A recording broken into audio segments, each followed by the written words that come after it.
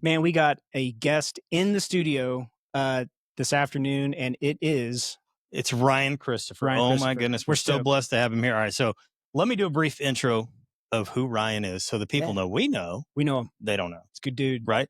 So Ryan has been with the Next Gen, director in Northern Missouri since July 2016. Before that, he youth pastored in Kearney, Missouri at Radiant Life Church. Radiant Life is where Ryan met and married his wife, Emma, in 2015. I'll tell you the story later. I had a hand in that. I'm just saying. I take all the credit, Ryan. Ryan has served in Next Gen ministry in a variety of roles since 2005. In Ryan's role, he oversees Cradle, college ministry, as well as spiritual formation through Christian education in Northern Missouri Assemblies of God Ministries Network. Mouthful. Yeah. In addition to his role at Northern Missouri, Ryan serves the National Youth Ministry Office of the Assemblies of God by serving on the National Youth Advisory Committee as the North Central representative in the United States. Again, a mouthful. Awesome. These Assemblies of God have just long titles. Ryan is passionate about Next Gen ministry. I can attest to that. Yeah, he is. Discipleship and the future of the church. Well, and this is what I'm excited to have Ryan on, because knowing him like we do, and his heart for the youth, it's unparalleled. Yeah. I mean, unparalleled. So I'm really excited tonight to talk about with Ryan, like his perspectives on, man, the things that are coming against, not just like, hey, every generation has challenges, but man, it just seems like today it's like the kids are getting attacked, man, and spiritually and on all levels. And I know he's got an angle on what's going on and what's been going on. And he's had the experience for years and years observing this stuff, dealing with this stuff, dealing with the kids, ministering to the kids. So I'm super stoked to talk to you. You're getting dangerously close to me needing to put a neon sign that said spoiler alert. No. We're good. We're good. No spoilers. So on top of being passionate about ministry, he's also passionate about his wife, Emma, their two sons, River and Case, and two dogs, Bo and Willow. Gotta love the dogs, man. Gotta love the dogs. Gotta give them shout out, Bo and Willow. What's up? Never mind wife and kids, right? All right. So with that, let's cut to the intro. Let's do it. Welcome to Deformed Theology, a journey beyond denominations, beyond theological lines to the heart of the gospel of Christ. This isn't about arguing differences, but embracing the unity we have in Him. Together, we'll explore what it truly means to live under the lordship of Jesus, deepening our understanding, edifying His church, and walking in the Spirit. Washing feet and flipping the tables of our hearts. Whether you're Reformed, Evangelical, Charismatic, Cessationist, or somewhere in between it all, you are invited to join the conversation. This is for the glory of God, the building up of His people, and the unity of the body of Christ. Let's go deeper. Let's go together. This is Deformed Theology.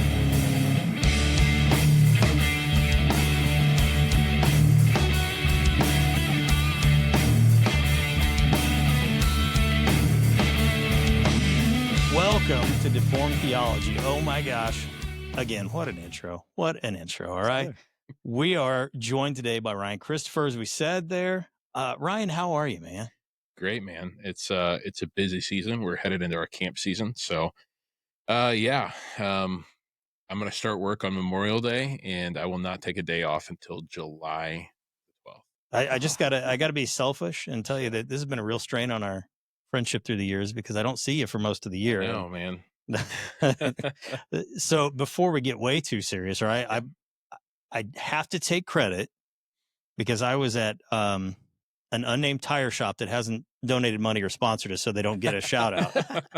Sitting with my children playing and causing a ruckus in the lobby, and here sat this really pretty young girl over there, and she started talking to me and the kids about the church she goes to and all this stuff, and I was like, hey, do you know that Ryan guy over there? Knowing that my brother was looking for a wife at that time. And she's like, yeah, I kind of, and I was like, oh no, this chick knows him, likes him. She's after it. What did I do, Ryan? Funny. When I left there, what did I do? Who did I call? You called me. That's right. That's right. I actually forgot about that, but yes, now I remember that. Yeah. Right? Now, you know, now it's recorded in eternity on the Ethernet, right? All right. So now it's game time though. No serious question that's not really serious. Ryan, for absolutely no money, when the great tribulation comes, what scriptures will you comfort your friends that were pre-trib? And follow-up question, when the rapture comes mid-trib, will you be humble and gracious enough to not gloat to your post-trib friends? Wrap your head around that. Yeah. So here's the thing. I'm credentialed with the Assemblies of God, so I have to take the official stance. Oh, good. Let's hear it. Let's go. We are pre-trib. Okay. All right. So, yeah. So That's good. Okay. that's, it's part of the fundamental truths package. Yeah. We have Sure. 16 fundamental truths, right, in the Assemblies of God. And so, so that's our stance. Well, and that's the beauty of our joke there, is because that's one of those issues that It's wide ranging. Exactly. Right? Yeah. Listen, it is not an issue of your salvation or anyone It would else's. have been a problem if I said I don't believe in the tribulation. That's probably then we would have been. been. That's I've been ranting and raving lately on the Christian influencer on the internet. It's with a lot of an argue and fight, and you're wrong and I'm right. Yeah. And I've been seeing these guys doing engagement farming with the word rapture is not in the Bible ever. And you go, well, yeah. But by implication, Jesus is coming back for the harvest. Exactly. Right. You can call it rapture, harvest. You can call it Walmart. I don't care. It's going to happen. Right. I don't care. But anyway, it's all just to get you to click and go. And that's not us. We're not them. Yeah, So 100%. Yeah. So listen, you engaged like thousands, if not more. I don't know. I haven't ever put a head count. Maybe you have, but of teenagers throughout the year. Like you said, you're gone for camp season for months and months and months, and not to mention all of the workup, all of the preparation and setup, and then you guys do interns, and you got to train them up, all that stuff, and then the wrap up at the end of the season, right? Dude, kind of give us an insight there in the youth ministry world. What's going on? What are some like things you're seeing with this current generation compared to when you started a few years ago? Oh, man. Well, a few years ago is now 20 years ago, which is absolutely crazy to think about. Every time I hear like 2005, 2006, I remember like the music that was popular then. Yeah. And I'm like, that song is now 20 years old. Yeah. No, it's not. That's so weird, Yeah. Yeah. So anyway, when I started out back in the mid 2000s, youth ministry was a lot more simple.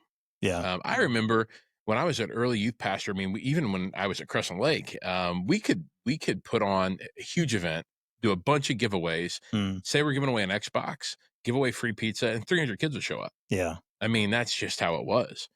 You give away free pizza and an Xbox today, nobody's coming. They don't care, And so, other things that were different when I started, nobody had smartphones. We had the internet, but nobody had smartphones. Yeah.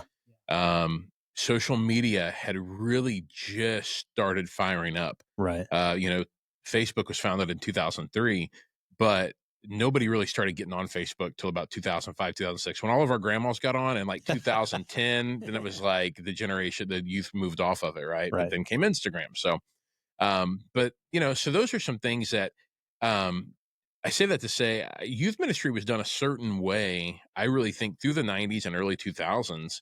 And then when social media, smartphones, and all that happened, it shifted youth ministry in a big way. Yeah. And so much so that I think this is where, and I'll just go further to say it didn't just shift youth ministry, it shifted the church. Yeah. And for sure. I don't think that we realized it or recognized it to the extent that we should have. It felt like, if you guys remember growing up in the 90s, I remember March for Jesuses and Promise Keepers. And, our churches were a lot more full. It felt like people the Christian culture was just a little bit more prominent. Yeah. And then it's like somewhere 2010 to 2015, it's like the church fell way behind. And we're still dealing with that to this day. But I would say some of the biggest shifts that I see right now is, anxiety and depression and suicide rates among young people are some of the highest they've been. Yeah. Do you think that's correlated to this social media, the cell phone, 100%. smartphone stuff? Yeah. 100%. There's a great book out, and I would recommend anybody to read it. It's by Jonathan Haidt. It's called The Anxious Generation. Okay. And it's a thick book. It's a textbook, but it will really help you start to understand just how much of a detriment social media has done to our young people. And on top of when you really start to dive into it,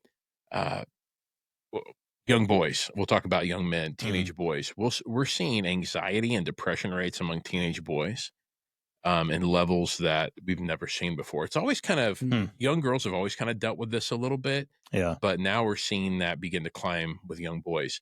And that Jonathan Haidt traces a lot of it back to when our cameras got, or when our phones got the front facing camera. Yeah.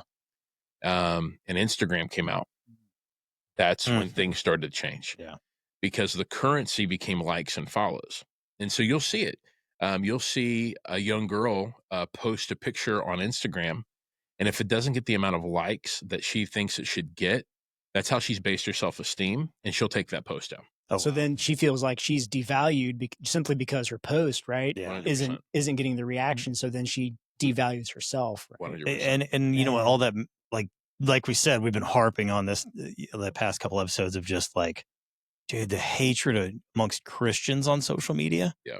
I mean, because, every guy with a microphone gets a platform now. Right? But it's funny how that works. Right. Right. Some guys that have no business behind a microphone. what he said. But no, in all seriousness, though, the Christian influencer sphere, right? Yeah. And you get, hey, listen, I get that you stand on this doctrine or this practice or this theology, but to profess that is one thing.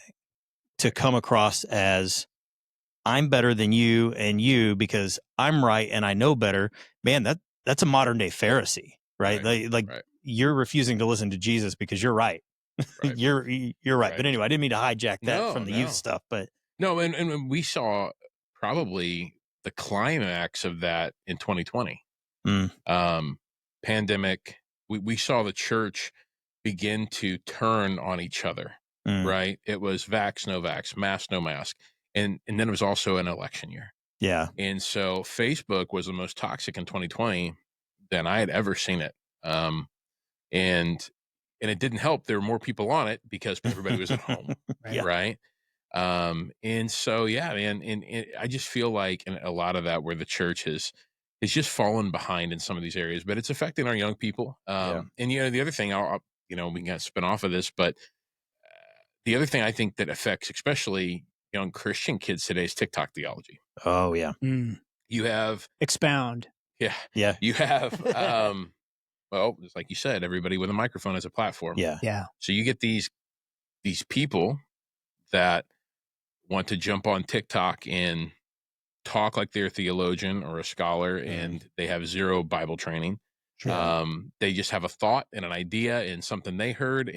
But what happens is you have all these young people that are following it and listen to it. And man, it's really that itching ears thing. Yeah. Our young people today, I mean, we are now, it's so funny. I'll listen to people, and this is how I know we're so far behind in some areas in our churches. And people will say things like, oh, we're becoming a post-Christian culture. I'm like, bro, we've been there a long time. We're now a post-truth culture. You know what I mean? That's good. Like, yep. There is. I mean, we can go down the rabbit hole, but we're talking about AI. Let's talk about these deep fakes, and I mean, truth is going to become very hard to find the truth. I mean, there are deep fakes out there right now. Yeah, like I remember during the NFL season, they would take press conferences, right, of these football players or these coaches, and they were deep fakes, but man, it was that person's voice. It was, and so you sit there and you think about that in these kids are on social media. I mean, most, I'm going to get the statistic wrong, but I believe they said that the average age that a kid gets a smartphone is like 8 years old. Yeah. Wow. Jonathan Haidt argues in his book that he wouldn't give a kid a smartphone until they're 16 or 17. Yeah. Yeah. And just because, we all know you don't stop maturing, your frontal lobe doesn't stop developing till your mid-20s. Yep. Right. And so we're handing these kids these devices, and they're connected to everything. I mean, we wonder why depression and suicide rates and anxiety are what they are. It's because our students are watching in real time things happening that I remember growing up, right?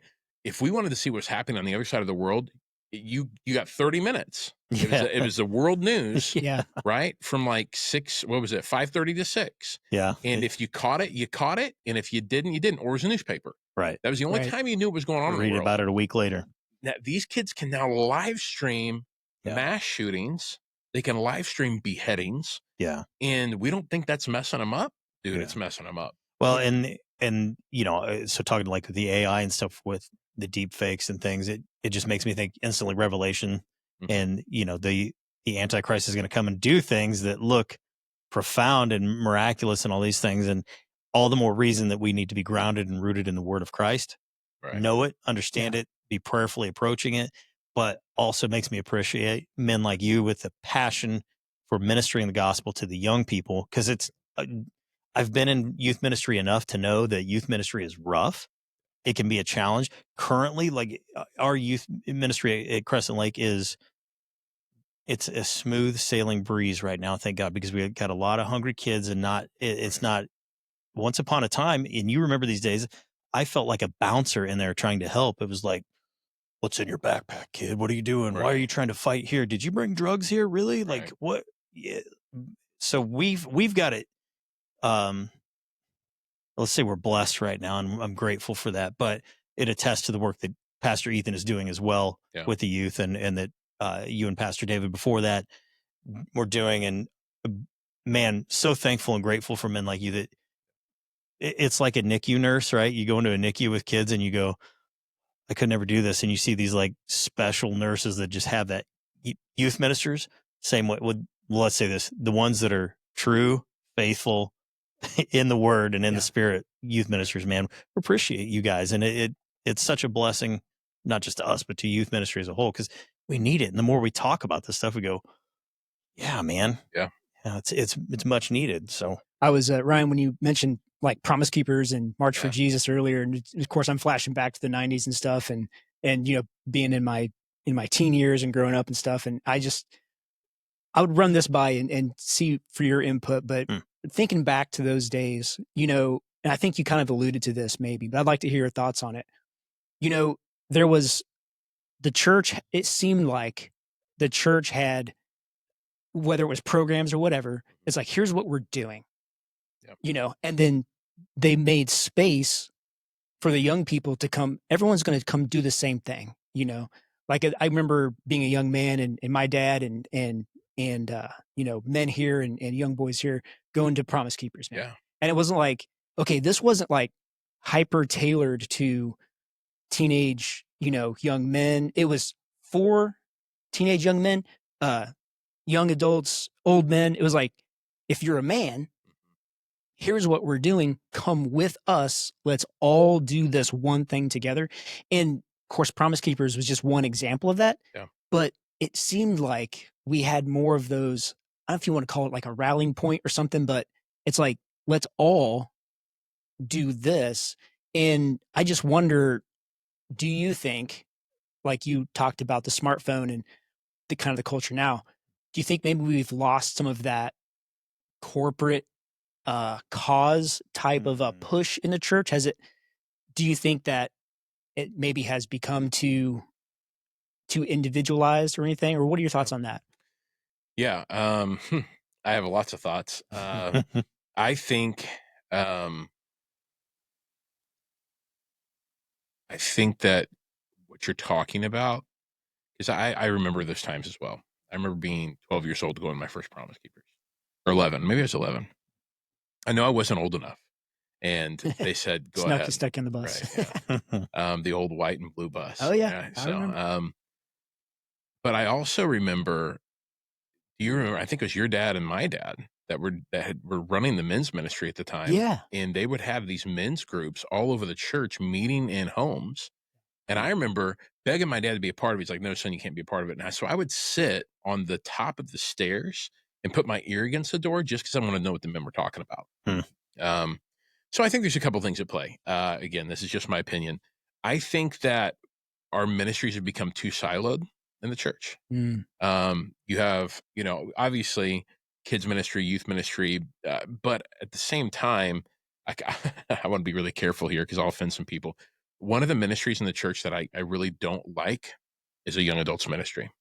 Now, I want to be careful here because if we're not careful, young adults ministry becomes youth group 2.0. Gotcha. Yeah, I see what you mean. And what happens is if you don't put really good boundaries on it, young adults can now be defined as, well, 18 to 30. Right. And then you have a 35-year-old. Whenever you move out of your mom's basement. Right. You have a 35-year-old single guy hanging out with the 18-year-old girls in the church. And that doesn't really make a lot of That's sense. not a good look. Right. Yeah. But not only that, that's kind of the funny side of it. But to scale it back is I believe in a young adults ministry, but I think there needs to be a clear exit point. Yeah. Because what will happen is you will have young people I've actually seen it happen. They will leave the church saying, well, there's nothing for me. And I always want to say, well, yes, there is. It's called the church. The church. Yeah. That's good. So Barna, and I don't know if it's changed, but a few years ago, they said the age of adolescence has now been extended to age 29. So are we just talking mental adolescence and we laugh. Yeah. But here's the truth. And I want you to think about some of these patterns. Right now, people are waiting longer to get married and have children. Yeah. It's usually it's like 30 something when you get married, and then you start having kids later. Well, now the amount of kids that we're having are less and less because when you're 36, 37, I mean, I'm a 40-year-old man this year with a 2-year-old. And let me tell you, woo, I don't know how Abraham did it. But at the same time, what we're seeing is kind of the trend is kids come out of youth ministry, which, and I have lots of things to say here because I don't know what the real answer is, but I kind of do. I think I do. And that comes back to what you originally said. So we're going to take this journey to get back there. Yeah, do it. So kids come out of the youth group at 18. We have these great youth ministries. We have these great kids ministries, right?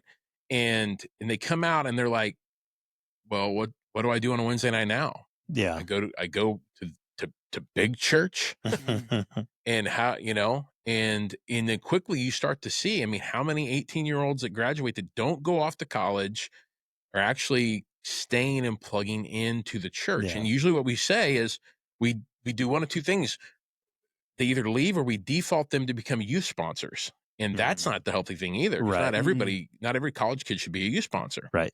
And so what happens is if we don't have a clear exit point, so then we say, okay, we're going to start a young adults ministry. And why I believe in young adult ministries is if we don't help push people to grow up and mature, then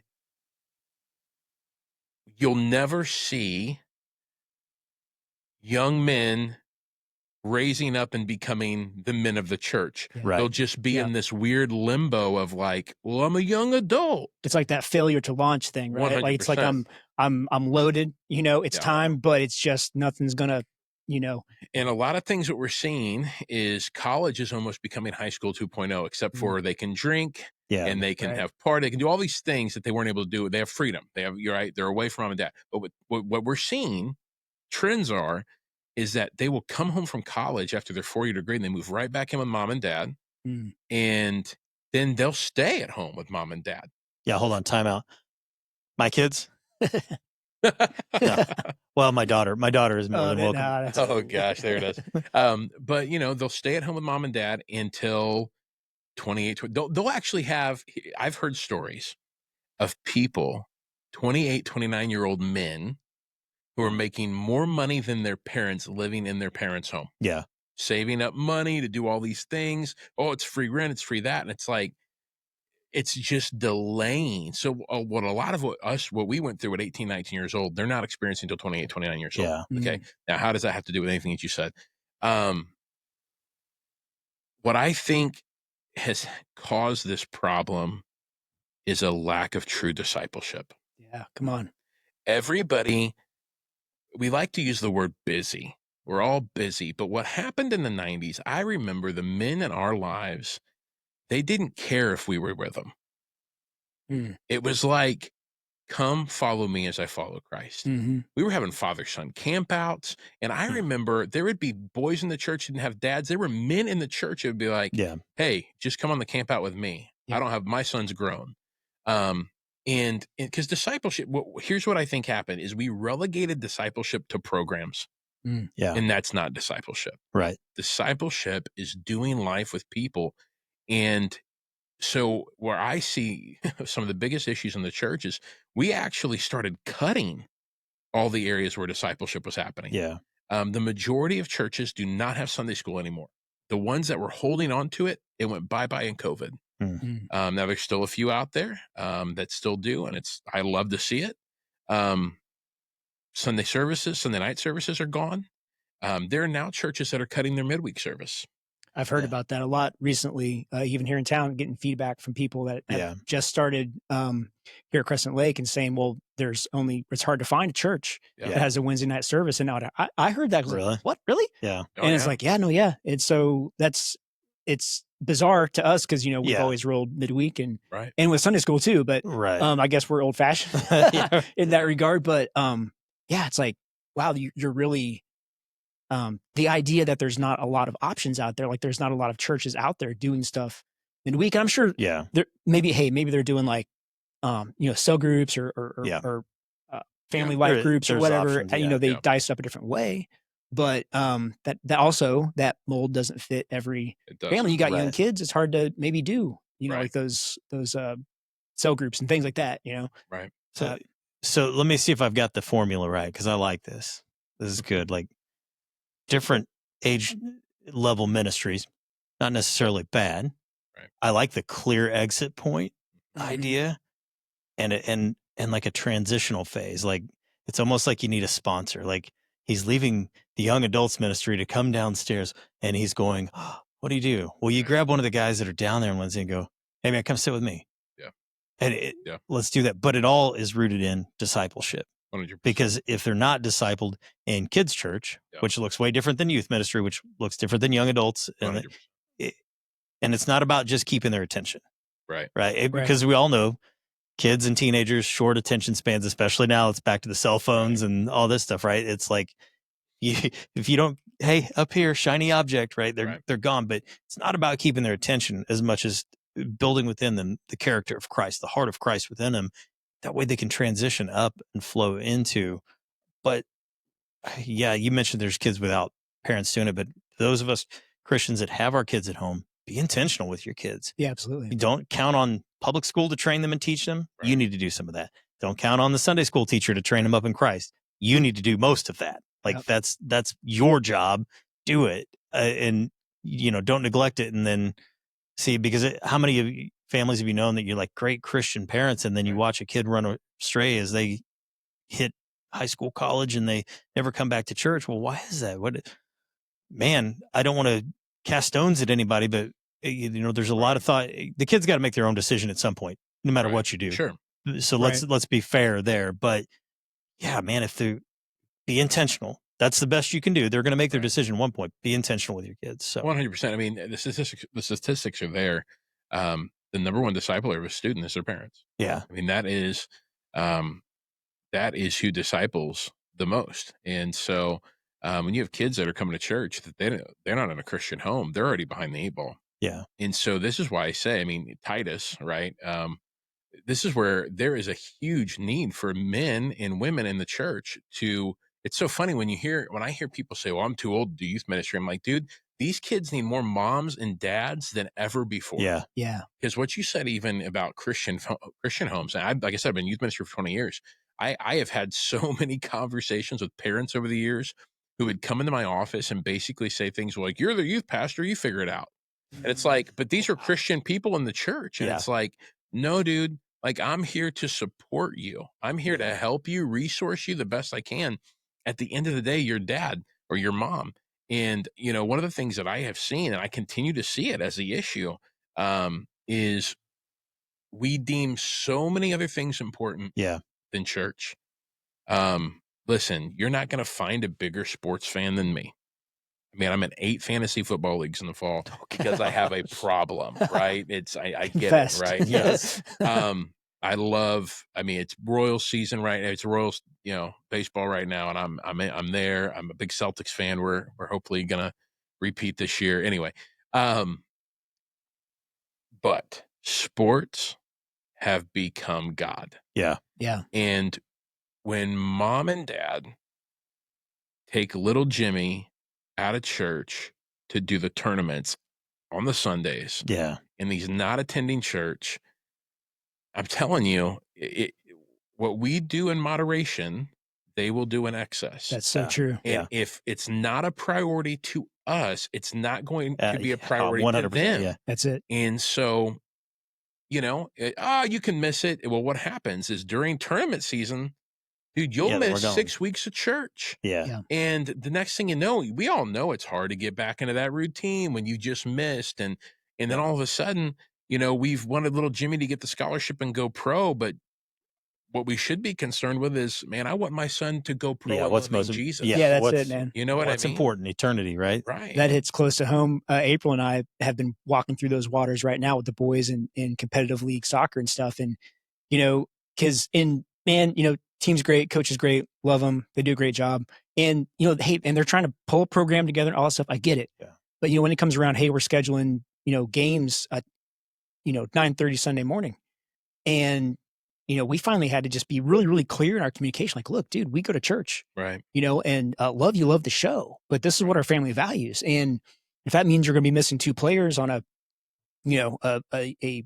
clutch game on a tournament, sorry, right? But 100%. It's like we can either feel guilty for telling a sports coach, a soccer coach, no, or we can show our kids like, it's either that or it's like, hey, you're setting it, a priority, right? You're setting that pattern of like, okay, it's okay to, is it okay to miss this because they need us over here? Right. So it's bizarre. Like you're teaching a kid like, oh, it's good to rise up and do what you should, but you're having them do that in the context of missing church. Right. So talk about like psychologically setting a bad pattern for a kid. Like, oh, let's go do the important thing, which is not go to church, know?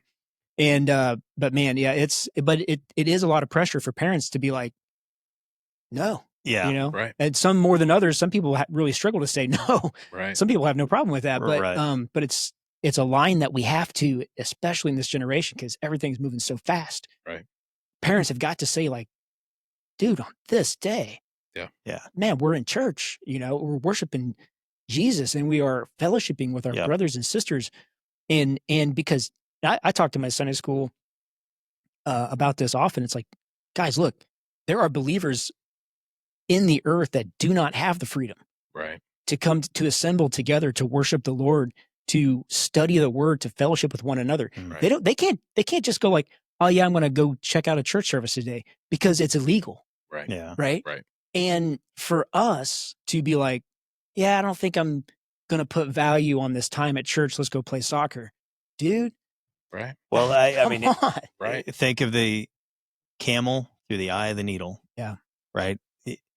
We're rich in terms of world history. Oh, God. Even if we're lower middle class, we're still wealthy. 90% of our country lives at a higher level than the rest of the world has ever even dreamed. And we're rich. We're spoiled. So it's hard for us to think about the things that are good. And we're just talking Saturday at our men's meeting, the worst place you can be in life is successful without Jesus leading the way outside of his will and still be successful. Cause then you're never going to look and go, man, I need you, Jesus. But I've got to keep us in that rabbit hole though of the sports. Okay. I've got to shift it. I'm foot on the clutch, bro. I'm shifting gears. Punch it. The rabbit hole of sports, man. Because you and I have been talking about this for a little bit, and I don't care if we go the next hour and a half on sports because I'm becoming less and less of a sports fan. Okay, because I'll tell you what made me a Chiefs fan. I know, sorry Raiders fan, right? Like when I was in high school, somebody gave us free tickets. It was a rainy, cruddy day, right? It's really cold. Ended up being freezing rain, but I'm there, and there's 78,000 people that didn't leave They didn't sit down. We weren't winning Super Bowls in those days. Steve Bono was your quarterback. Oh yeah, probably somebody, right? It was rough. It was, so I'm sitting there with my buddy at this game, and I'm like, wow, this is impressive. Like all these crazy people, nobody's leaving. This is fun. Yeah. But the more I ponder what that really is and what that looks like. Now, do I enjoy sports? Yeah, absolutely. I love watching sports. A lot of fun. Like to play sports, all the things, right? But when you think about, especially in professional sports terms, what it's becoming, it's a cult following. I mean, when the Chiefs lost the Super Bowl this year, I have friends of mine that are Eagles fans, and they're like, dude, so sorry, Bill. I was like, bro, I don't hang my hat on them. Right. I wanted them to win. I don't have an emotional connection. Once the game goes off, my wife will attest that when the game is on, the other reason that I want to get away from it, because it involves my emotion. Sure. But why? Why do I care that much what these millionaires do that are making billions for some other guy that owns the team? Right. Why do I care so much? It can very quickly become idolatry. Oh, yeah. It can steal your heart, your emotion, your focus, and your time away from God, away from what matters, just like anything else, if we allow it to elevate. So my mission, and now this is a slow journey, so bear with me and give me grace, is I want to get to the point where, it's football season. I didn't pay attention to the draft, and I was like, oh, that was you. Oh, yes.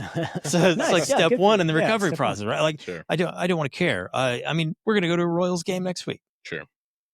I'll probably put a t-shirt on. I don't know. I don't care. Yeah.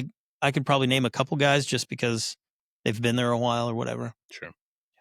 Do I want them to win? Yeah.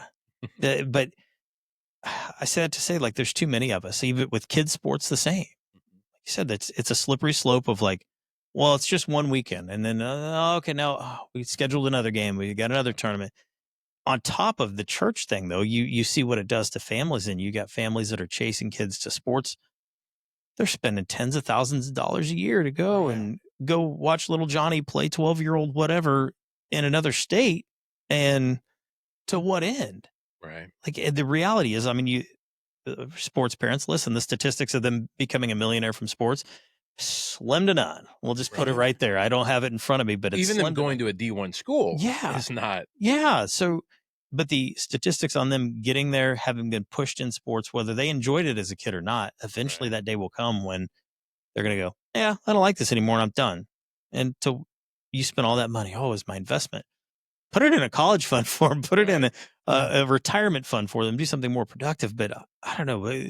Thoughts, guys, on idolatry in sports? I'm going to gripe a little bit. Yeah. And this I know this will probably upset some people, but we're talking about church, right? Okay. And we're talking about deformed theology. Yeah. We're talking about the things that slowly creep in and they begin to corrode and corrupt the way we conceptualize God, his word, and his people. Time out. Hold on. Guys, have you ever misspoken? Have you ever gotten... I know I have.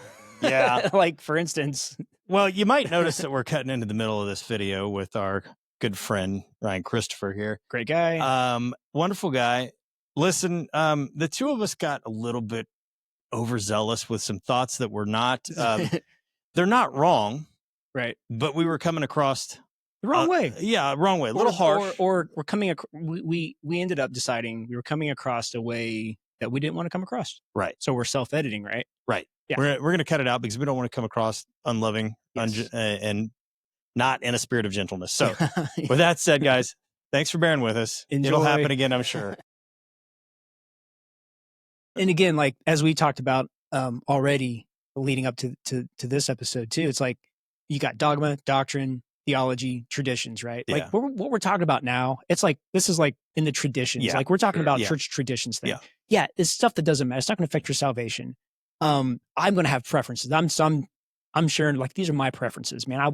For me, I would not do that. Yeah. But then I also get concerned about the culture when I see it becoming more and more and more prevalent. It's like, what are we thinking about? What are we focusing on? Yeah. You know? So anyway, gripe ended. I'll get off my soapbox. As elders, though, let's just state clearly for our people here at Crescent Lake, like, we are not passing judgment on you when you come in here and you're wearing a jersey. No, it's personal gripe. It's personal gripe is all it is. Yeah, we love you. Yeah. and no judgment, all love. It's not like we're saying thou shalt not. The Bible says, but it's the hard. concern is, where's the mindset? Yeah. So as elders, we're not just thinking about like, well, I got to teach Sunday school today, or I'm on preaching rotation, or, this and that. It's like, no, I'm concerned about the heart condition of the people in this church. So just prayerfully consider what we're prayerfully saying. Considering it. Yeah. Not us passing judgment. No, not at all. Talking about culture, right? And so, sports are a huge part of our culture now in America, right? Like that is just a thing. I mean, we're building, one of my frustrations right now is this whole Chiefs and Royal Stadium thing, right? We're building these multi-million or billion-dollar complexes, and whatever. And like I said, I like sports as much as the next guy, but in going even back to parents who deem sports more important than taking their kids to church. Again, I'm not trying to sound combative, but I will say this. I think, and this is not my original thought. Actually, one of my friends talks about this. He got it from someone else. I'll find the source for you. But there's 3 ways that the church handles culture. Always has been.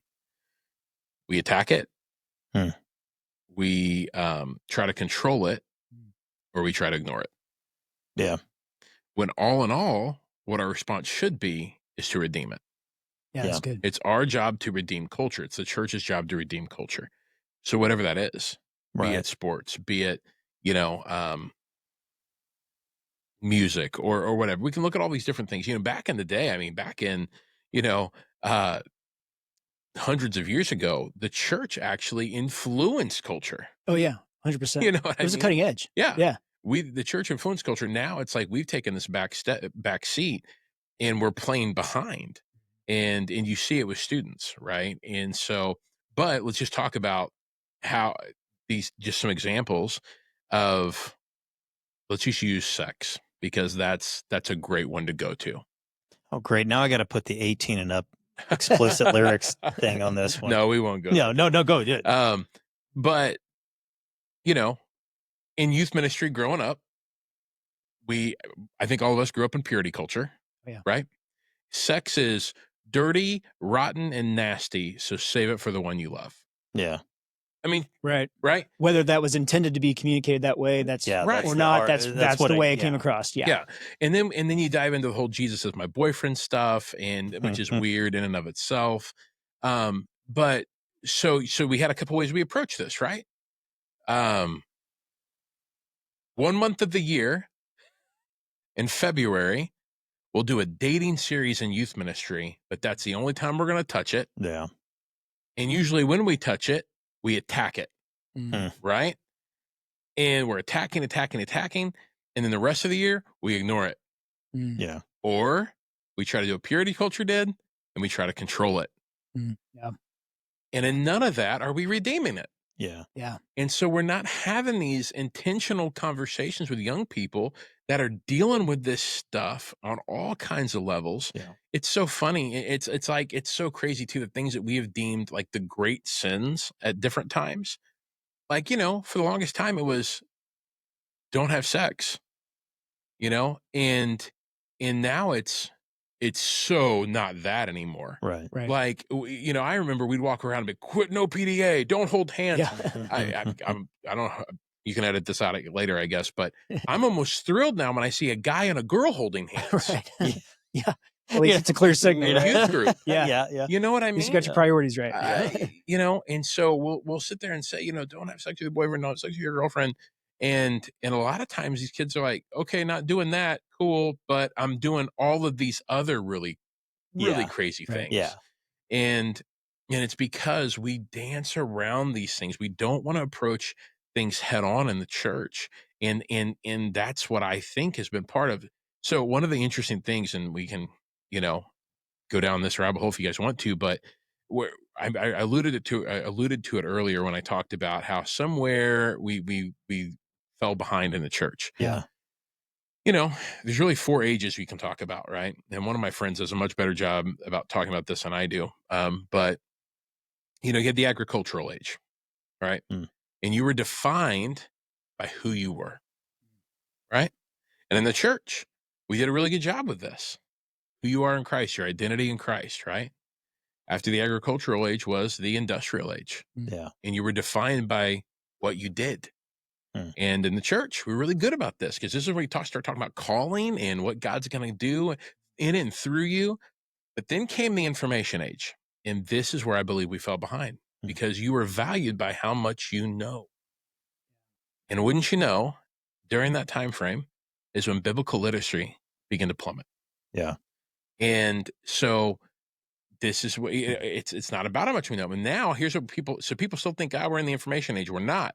2022 started a new age. It's called the adaptive age. Okay. It's how well you can adapt because things are constantly changing. I'm telling you guys, we have just begun to scratch the surface of this AI stuff.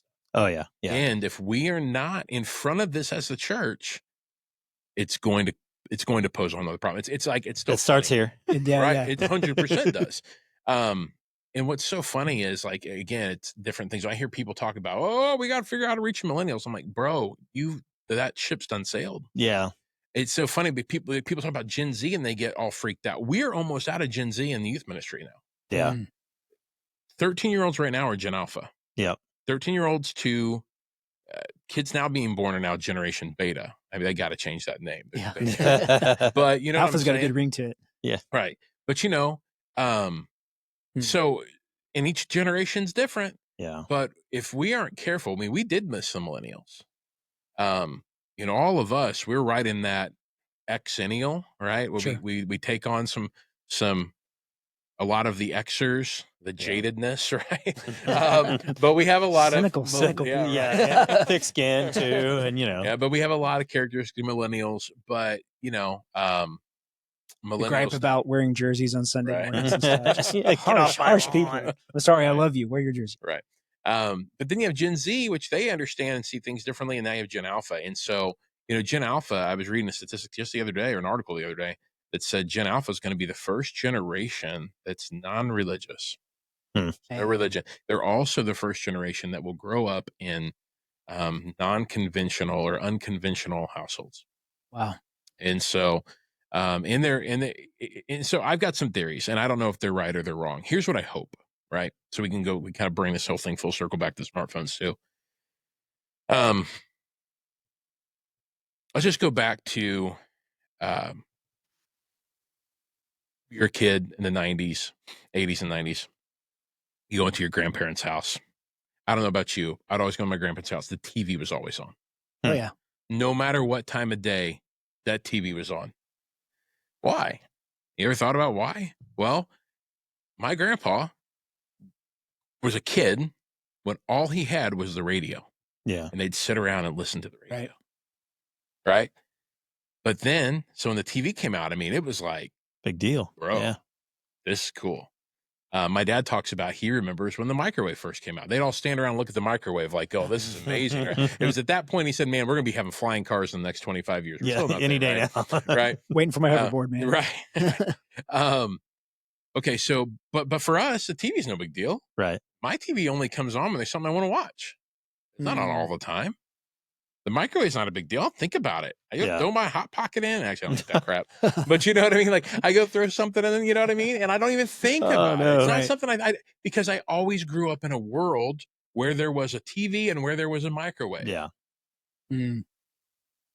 These kids, and now let's talk about the smartphone. Yeah. Yeah. The smartphone, we're all glued to it. It's almost like an appendage, you know? Right? It's almost like an appendage now. That's true. I mean, we scroll. It's like, I mean, and these kids are growing up. It's not going to be a big deal to them.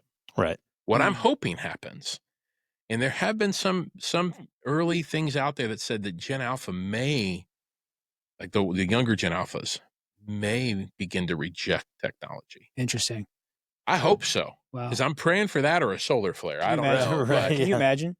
I mean, if that would to be true, that would be radically different than the way even our generation growing as, you know, exiting like or into college age, late like high school, college age, and smartphones coming out mid college age, and getting consumed with that. Right. You know, Yeah. Could it be that there is a generation coming up that'd be like, maybe push back? I mean, what a thought. Well, and you have to think, I mean, we can even say we're spending family time, but it's mom, dad, everybody in the living room, all on their cell phones. Yeah. And I guilty, right? I'm not throwing stones. I mean, I'm there. I'll be in my chair at night and I'll be checking emails or whatever. I've had my 2-year-old climb up onto my lap and push my phone out of my face to basically be like, yeah, pay attention to me, Dad. Yeah. Wow. And this is the world they're growing up in. So they're going to grow up. I mean, we all have a hole, right? Yeah. The hole is for connectivity and community. It's to be seen. Yeah. Some of the most heartbreaking memes, right, are the memes or even the cartoons that people have drawn of the kid with the teddy bear that says, play with me, and mom and dad's on the phone. Yeah. Dude, that rips my heart out every time I see it. Yeah. Because even with my 7-year-old now, I've wondered how many opportunities I've missed because I didn't, something else had my attention. Yeah. And I remember we had a conversation a few weeks ago, about a month or so ago now. To circle back to, we're so busy. It's a word everybody likes to use. We're busy. I feel like the Lord started to work on my heart on this a couple months ago, and I'm still trying to put words to it exactly. But we say we're so busy, but I pose a question: are we any more busier than our grandparents and our parents were? Yeah. I would almost say we're probably less busy because technology has come so. Easier. I mean, it's made things easier. Yeah, true. And so we're always going to be busy. We're always going to have jobs. We're always going to have families. We're always going to have demands. But I felt like the Lord really hit my heart once and just said, it's not that you're too busy. It's because it's just the world's too noisy. Your world is too noisy. And when I started to go, okay, and so I remember at that time, like I'm on social media, but dude, I'm rarely on it. Like I've taken a lot of it off of my phone. I'm on Facebook right now because I have to be for my job. We have a private Facebook page and these things that I manage. But if I didn't have that, I don't think I'd even have Facebook. And I realized that like when I started to get off of those things, I stopped doom scrolling. I realized I had a lot more time because we sit there and say we're busy, but here's what happened. We all get lost in the scroll, right? Yep. We'll all be working and whatever. And I'll be like, oh, I'm just going to jump over to Facebook and look this person up real quick because I need to find, how to spell their name before I send the email out. And the next thing you know, 30 minutes have passed and you scrolled. Well, now I am busy because now I'm behind. Yeah. You know what I mean? Point. Yep. And so I think our world has become so noisy and so polluted. And not to mention, we go down the rabbit hole too of how much our souls were never meant to carry what we're carrying. Absolutely. The anxiety and the depression that we're seeing, our souls were not meant to carry what I said earlier with these students, the 24-hour news cycle and the bad news. I mean, it's this constant stream of information that is depressing and it is discouraging, and our souls were meant to carry it. Well, and that's a really good observation, Ryan. And I'm circling back again to something else you talked about, like that adolescent age getting pushed out, like older and older. And I wonder if, while we can chuckle about that and be like, oh, that's silly. You're 28, 29, you should be a man now. But if these young people have grown up saturated with information to where we know, I mean, just like Psych 101 stuff, like basic child development, that adolescent their mind needs time and space to process the information, the new stuff that they're observing. And kids, it seems like today, they don't have time because they have all this excess information, noise, like you put it, right? Right. So if they can't process everything that's hitting them, how can they possibly mentally, emotionally, and spiritually mature? Yeah. It seems like it would be obvious that would delay that maturity process and then you've got maybe young adults into their late 20s who they haven't had the time to process through emotionally and evaluate psychologically a lot of the stuff that, when we were 8, 9, 10 and we were disconnected because we didn't have this tethered to us, that, what we had boredom. Right. Yeah. Remember boredom? Right. Where you go on a road trip and you weren't just glued to your device. You could actually stare out the window and think and play the alphabet game. Yeah. Or talk or just be quiet. Yeah. Right. And figure out a lot of or stuff. Or draw on your walls. Or draw. Yeah, exactly right. Yeah. Had the coolest room growing up. I remember going to his house and his brother drawing Marvel comics all over. Yeah, you know, we had really, my mom and dad were really understanding. It's so cool. So much grace. But kids, man, they need that space to think. 100%. You know, and now we got kids, and you're touched on this, Ryan, where they can see the stuff happening all over the world. They're not even have time to figure out their own stuff. Right. And now they're inundated with other people's problems. There's no way they're going to be secure. Yeah. Because now a young adolescent wants to, in a healthy way, find out what are the limits? What's the boundaries? Where is security? That's that big, basic, important question that gets answered in adolescence. What is secure? Well, when they're seeing all this stuff all over, and they're trying to have to answer that question for everyone else. Yeah. That seems like that would push their process out. And so I wonder, there's got to be a connection there, you know? So, but then it begs a question, how do we help? Well, you know, what do we do? As you're talking and you're inundated with information. Right. And when a kid is inundated with information and nobody to steer it into wisdom, it made me think of 1 Corinthians 4, right? Of Paul says, verse 15, for if you were to have countless tutors in Christ, yet you would not have many fathers. And then he starts talking about why he sent Timothy. So I think we come back to the discipleship thought process. There's tons of information. Yep. So we as adults have to figure out, shout out Demon Hunter, how do we silence the world? Yeah. Right? But how do we shut that noise out? How do we filter through the fluff, prioritize our time, manage our time, be intentional with our kids, and then disciple them in Christ so that all of this information, all of this knowledge can grow into wisdom. Right. And it can grow into faith, right? And spiritual fathers is a key there. So but the discipleship model. Right. Well, and so you said something and I brought something I've heard to mind. This generation has all the information, none of the life experiences to go on. So I remember growing up, my stepdad's an amazing mechanic. Like, I mean, just can do literally anything. Like, I mean, he can fix cars. Matter of fact, before I came here, I had a battery issue and, I was going to go take care of it. Dude, he had that battery out, replaced and on with life. And like, and my battery's not easy to get to. It's behind all this stuff in a new car, right? Where before I remember you just go and undo the things and be gone. But I mean, just, and we were on like 5 minutes done. And I remember like he's got all this stuff. Dude, I couldn't work on a car to save my life right now. Why is that? I watched him do it my whole life. But I never had the tools in my own hands. Right. And so if our students have all the information, but there is no wisdom, there is nobody guiding them, there is nobody helping them.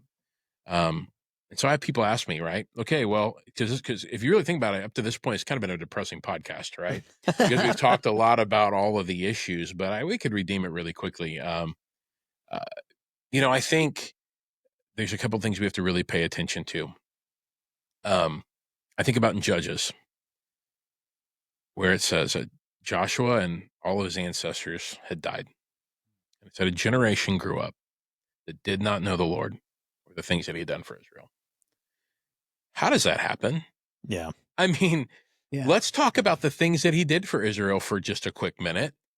I mean, parted the Red Sea, dropped food from heaven. How about that? Right? The pillar of cloud by day, the fire by night. One of my favorite stories, right? Where when Moses had his hands up, right, they would win the battle. And how about the sun standing still? How about the Jordan River drying up when they had to cross it? How about the Jericho walls? Yeah, man. I mean, how does the next generation rise up and not know the Lord or the things he did for Israel? Yeah, man. It happens because the older generation stopped talking about it. Yeah. And so I ask this question to 35 and up all the time.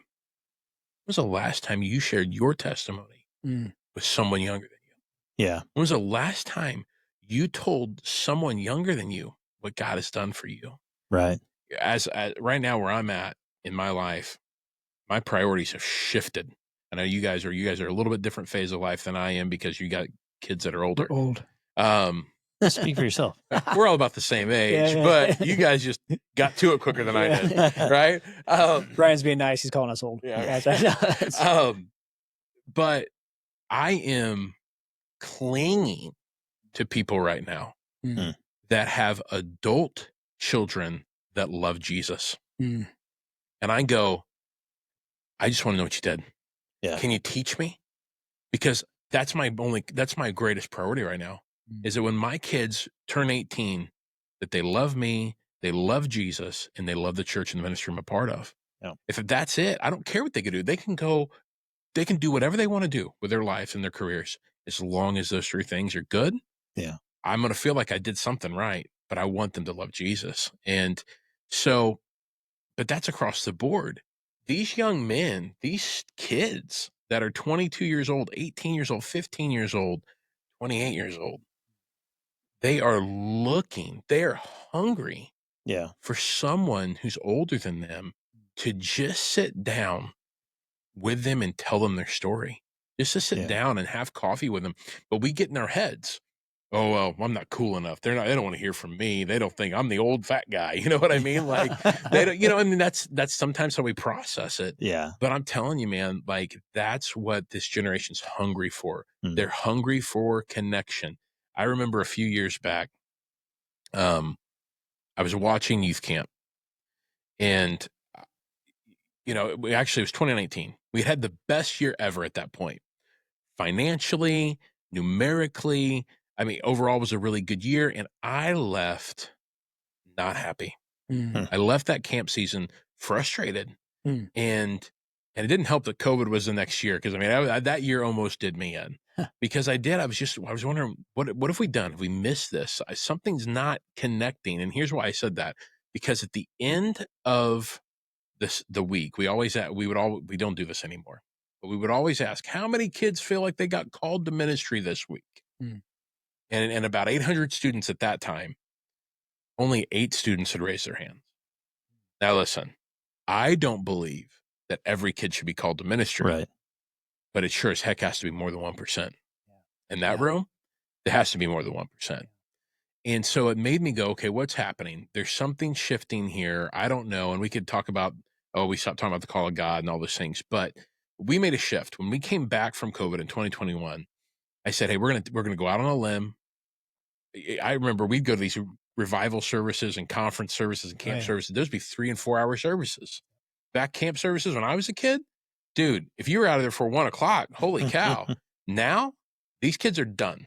And now we can say, oh, well, they need to learn to labor in the altar and all those things. Listen, they're not wired for it. Yeah. They're not neurologically wired for it.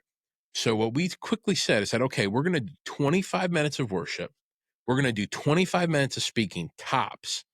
We're going to let God do whatever he wants to do in the altar. So if altar goes 25 minutes or altar goes 2 hours. Now, and I've been in services in the last couple of years that have done both.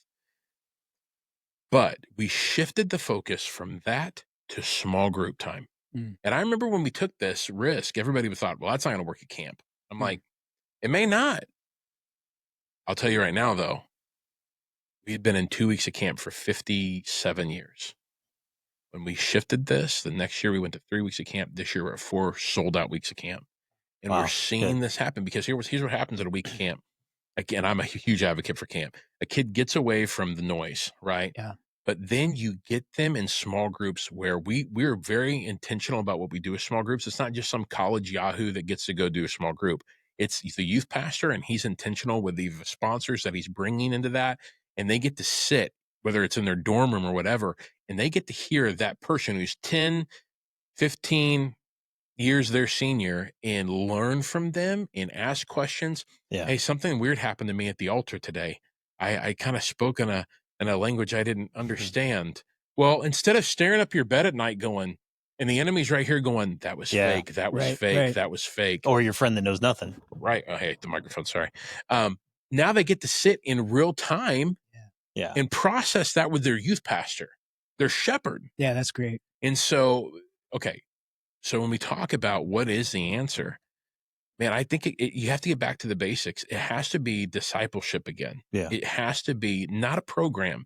It's not a book. It's not a class. We're going to do life with each other. I've been saying this lately, and this isn't probably the most popular thing to say. I'll tell you why I'm there. Churches have to shift.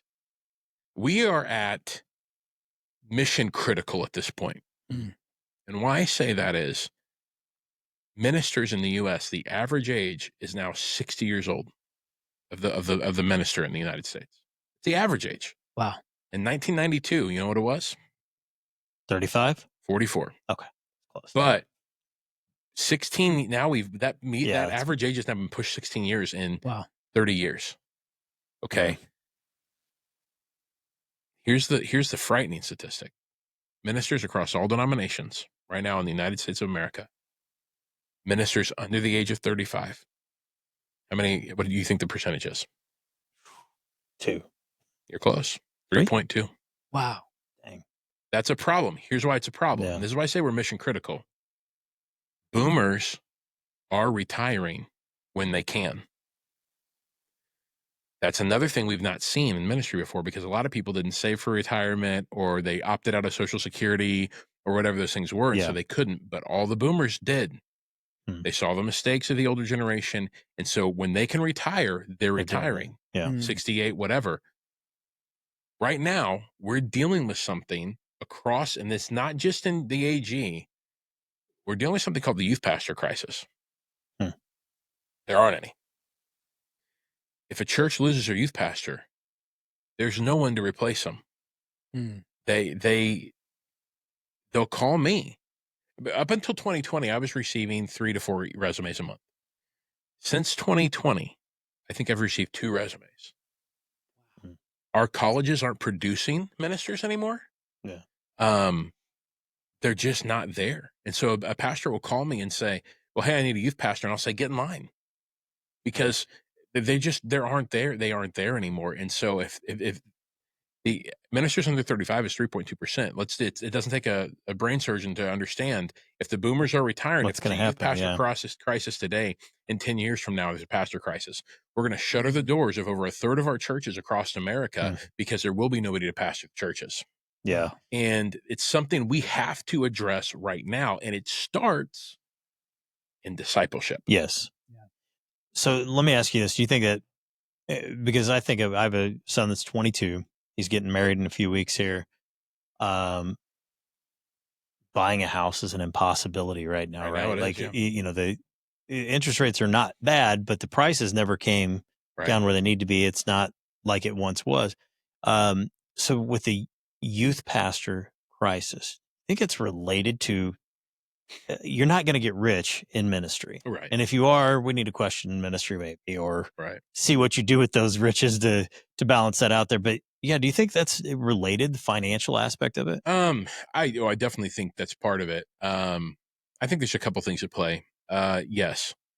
And churches have to ante up and they have to pay people what they're worth. Yeah. I will say, yes, you're not going to get rich, but when I hear people brag about paying their youth pastor a $30,000 salary, I'm like, bro. Yeah. No wonder you can't keep them. Yeah, 100%. Who can make it on that with even their family? I mean, it's just not possible, not in the world we live in. So I think that is part of it. Yes, it's time for churches to go, okay, what is important? It's so funny. I read a tweet 2 days ago that said all these top corporations, they pour all of their resources and money into younger people, fresh out of college, young staff. They want to develop them. But the church does the opposite. We pour all of our resources into the older generation and keeping them happy because they're the tithers, right? And so, again, I can play devil's advocate on both sides of these things, but we have to, that is part of it. I think the other part of it's this. We all grew up in the 90s and the early 2000s. And so I remember going to these conferences where it was like, everybody's getting called to ministry tonight, right? Well, that's not super healthy. Right. And so what happened was our generation that grew up and became youth pastors, so we didn't even talk about the call of God. Or we're not even going to talk about it. Like, we don't want to, I've actually been a part of conversations. I've heard youth pastors say, well, God may be calling you, possibly, maybe not, maybe you could always go to the marketplace. Well, yeah, but God is still calling people to full-time pastor. He's still calling missionaries. He's still calling people to youth ministry. Yeah. The problem is we're not listening. And but as leadership, we're not even creating spaces for that to happen. Yeah. And I think, again, it's because, and I'm going to say this, and again, it's just my opinion. I know I want you guys to get in trouble for this. But I would just say, open format, bro. Right, Go. right. I think I'll say one big thing: attractional church is dead. We spend so much time trying to create atmospheres, lights, and smoke. And listen, guilty as charged. Yeah. Coffee. Every church has a stinking coffee shop at this point. And it's so funny. It's mediocre coffee. Yeah. You know, hey, you come here, you're getting Folgers. We're not going to lie. Right. And so what's so funny is like we do all of these things to attract people, and we're canceling Sunday schools, we're canceling Wednesday nights, we're doing all this stuff, and we're putting all the eggs into the performance of Sunday basket. Yeah. And it's wrong. I'm sorry, nobody's getting discipled on Sunday morning. No. Not in the service anyway. Maybe if you have Sunday school.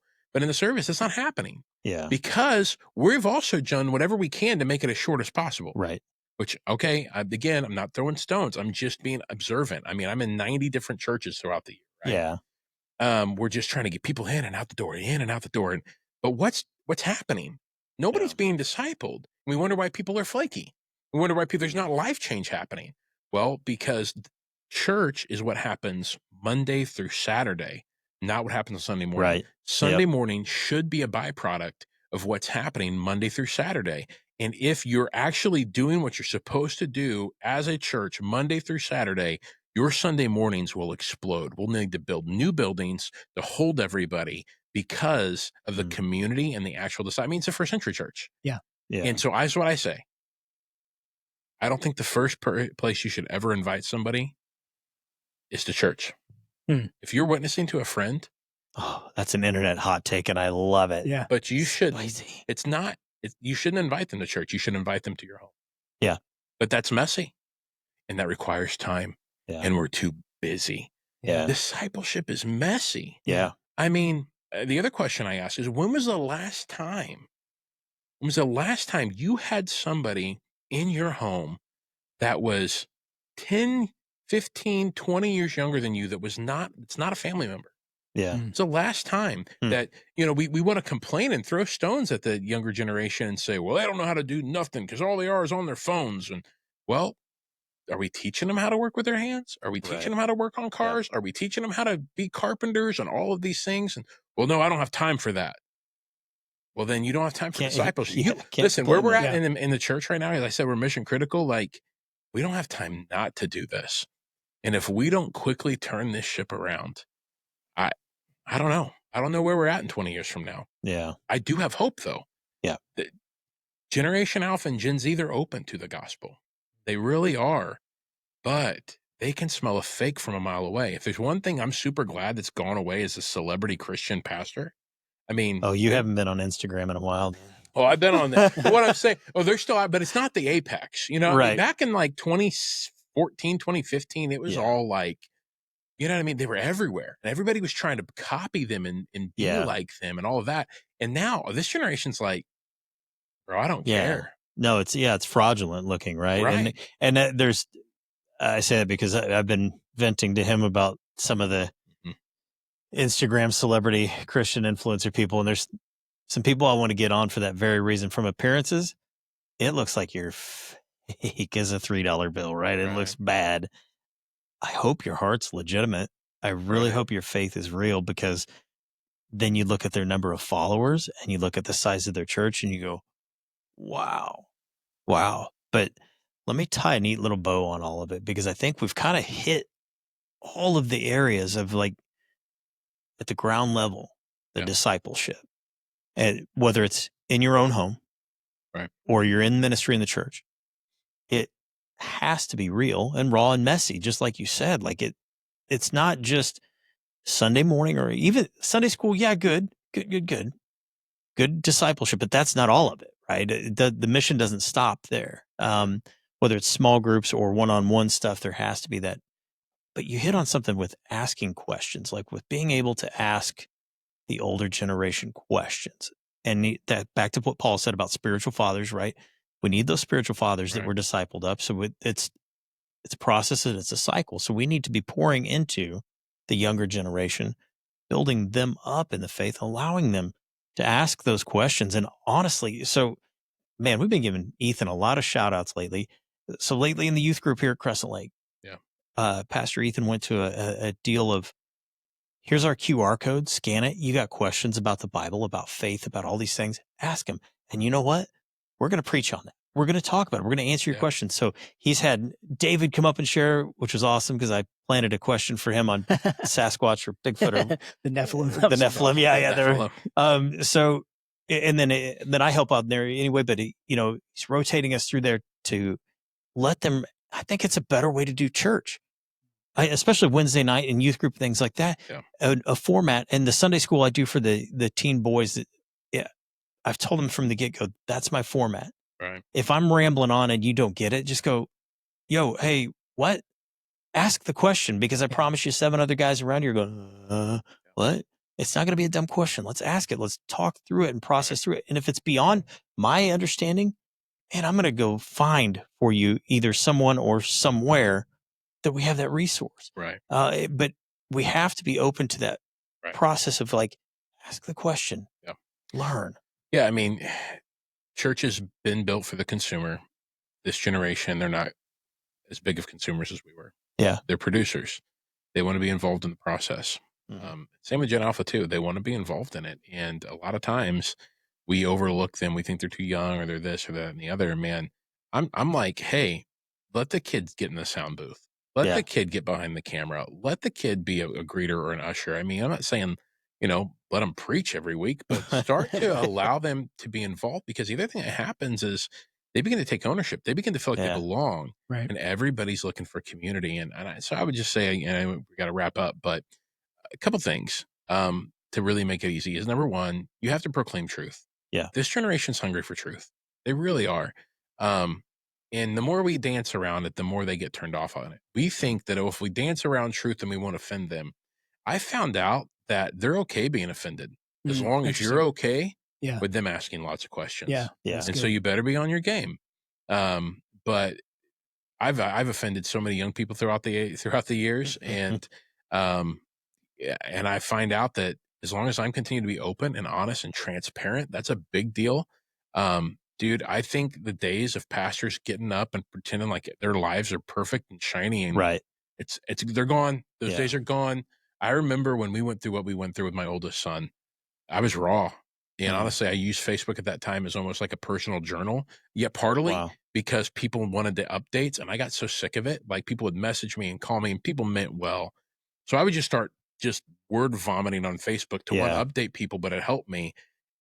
Since that was 7 years ago, since that moment, I have had, to this day, I will still get people walk up to me from places, man, you showed me that ministers go through things too. And like, thank you for your transparency. Nice. I'm like, that's who we should be. We shouldn't be on pedestals.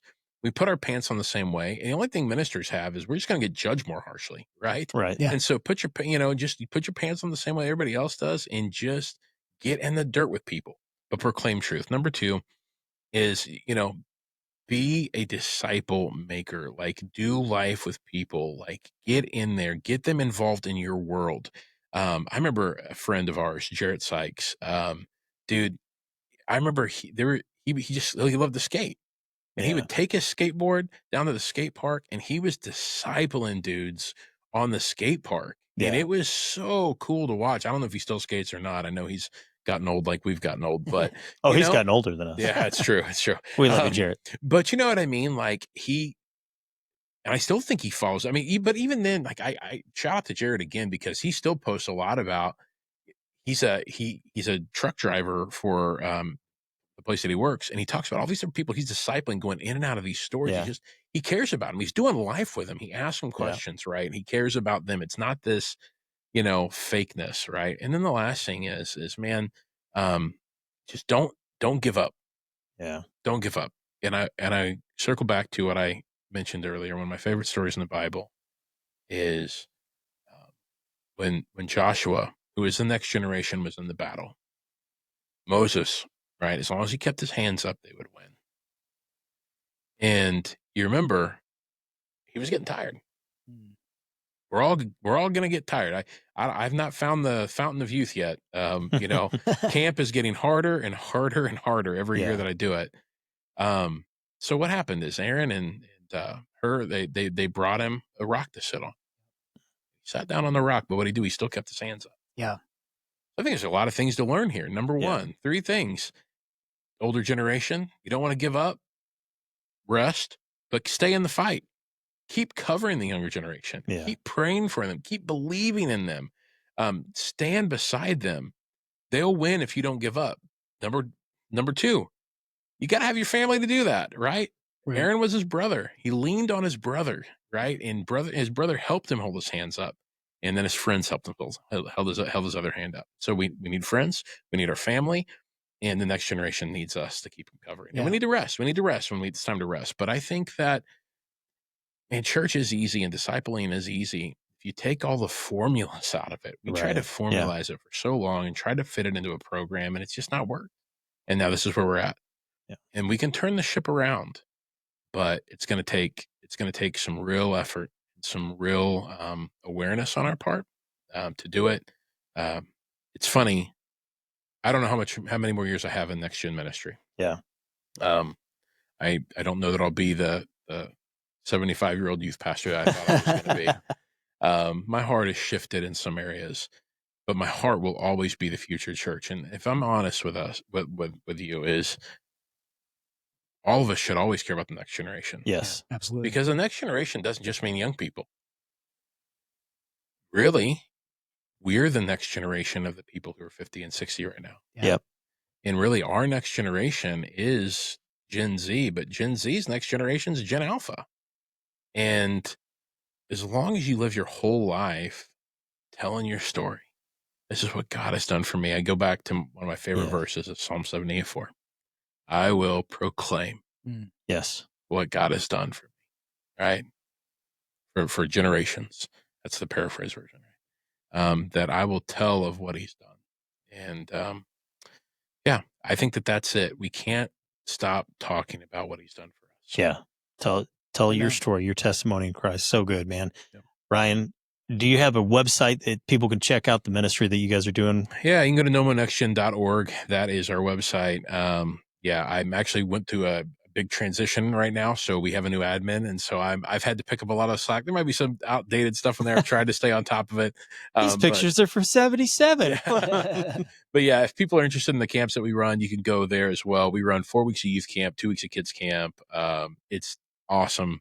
We're seeing God do incredible things. Excited for what God's going to do this summer. We're going to Ecuador this summer as well. We're taking a group of 25 young adults and young people to Ecuador. A couple, I think Maddie, she's coming from Crescent Lake. And so it's just kind of fun to see what God's doing in that regard. So awesome.